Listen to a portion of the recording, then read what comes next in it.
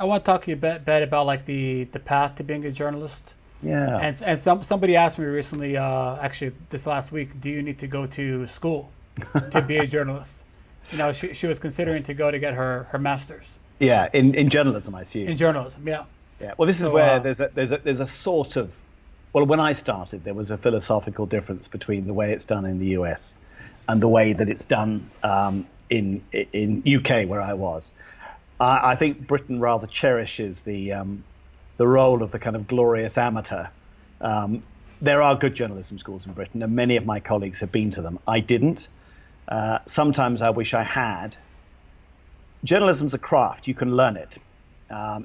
If, and it's far more difficult these days, but in the days when there were internships, more of them, or where newspapers had room to, the resources to train people, that is the best way you're ever going to learn. I mean, the way I learned was I actually had worked briefly in the BBC after finishing my master's in Southeast Asian Studies, and I did a 9-month, was supposed to be a training scheme, but it was in a very esoteric part of BBC World Service. It was very pointy-headed and intellectual. Great place, but you didn't learn a lot about the nuts and bolts of journalism there. And I went to live in the United States, and I found that with the training I had, I was not yet equipped to go and get a mainstream job. And I did an internship with a local public radio station in Philadelphia, near where I was living.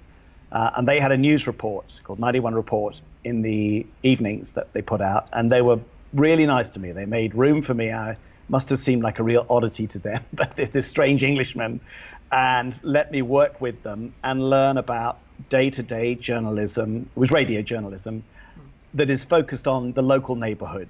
You reported the people who then listened to your show. There's a very strong connection, community connection. It was very small, a small team of 4 or 5 journalists, an editor, great people, really good. I still remember them. They had such a big influence on me because I saw then what journalism really should be about, which is ultimately serving a community. They were going out, finding out about issues that they knew their audience who lived in the same neighborhoods as them would care about. It was all about schools and hospitals and local politics that was quite rough in those days in Philadelphia. That was the best schooling I could have had. Not because I learned a lot of techniques. There was no formal training, but because watching them, I understood the essence of journalism, which is just to keep asking questions and keep trying to find out, get as close to some kind of accurate reality as you can. None of us ever gets any perfect truth. There's always multiple versions of any issue that happens. But, one of the people running the Neiman School in the States says the essence of journalism is idealism and skepticism. Those are great qualities to have.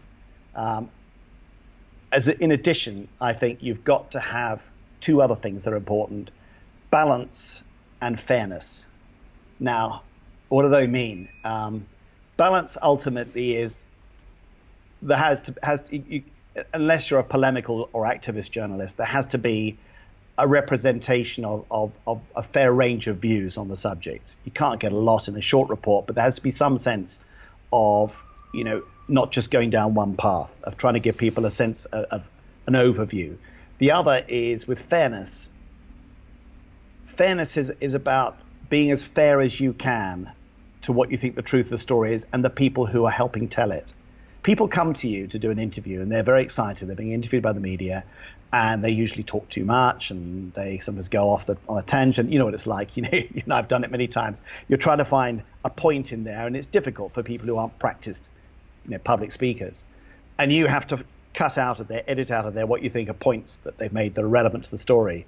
Sometimes afterwards they're disappointed. They didn't get their whole long sentence in, or they didn't get the point that they wanted to make. And people who are very experienced with the media, of course, learn very quickly to stick to one point, not even give the journalist a choice. But I think you have to, at the end of it, when you put your report together, you have to feel that you have been fair to all the people in there. So I think all those 4 qualities matter. Idealism, because you wouldn't do it otherwise. Journalists have to believe theirs is a profession that does good. Certainly doesn't pay well enough to justify doing it otherwise. Skepticism, because you've got to be skeptical all the time. Anything you hear, you've got to ask, is this really true? Balance, there's always multiple sides. Try and get some sense of balance and fairness, or justice, you could say. And if you have those inside you, I think then you can learn to be a journalist. The actual techniques, of how you write, what language you use, all the technology you use, I don't think you need to go to college for that personally. But on the other hand, you will get a fantastic grounding if you go to a really good school. I didn't, so I'm not in a very good position to say this is what you should do. It is a choice, but I don't think it's essential.